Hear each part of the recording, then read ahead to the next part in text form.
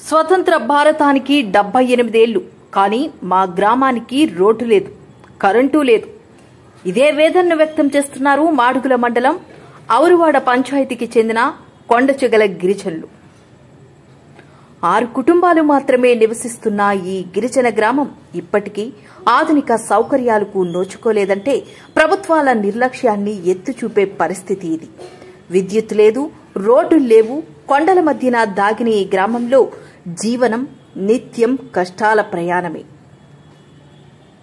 అయితే ఆశ్చర్యం కలిగించేది ఏంటంటే విద్యుత్ అవసరానికి ట్రాన్స్ఫార్మర్ను మోసుకెళ్లడం గిరిజనులే చేపట్టారు. రావికమతం మండలం చీమలపాడు పంచాయతీ పరిధిలోని కళ్యాణం డ్యాం వద్ద నుండి ట్రాన్స్ఫార్మర్ను జడ్డి కట్టి దూరంగా ఉన్న తమ గ్రామానికి మోసుకెళ్తున్నారు. ఇది త్యాగమా లేక అవసరం వల్ల వచ్చిన ఆత్మ నిర్భరతమా? లేక అవసరం వల్ల వచ్చిన ఆత్మ నిర్భరత? కాలం మారినా పరిస్థితులే మారడం లేదు. ఇప్పటికైనా అధికారులు స్పందించకపోతే వీరి సమస్య ఎప్పటికీ పరిష్కారం కాదు. తక్షణమే రోడ్డు సౌకర్యం కల్పించాలి అని కోరుతున్నారు సిపిఎం జిల్లా కార్యవర్గ సభ్యుడు కె గోవిందరావు. వనాల్లో వెలిసి ప్రపంచానికి వెలుగులిస్తున్న ఈ గిరిజన గ్రామాలు ఇకనైనా ప్రభుత్వం దృష్టిలో పడతాయా?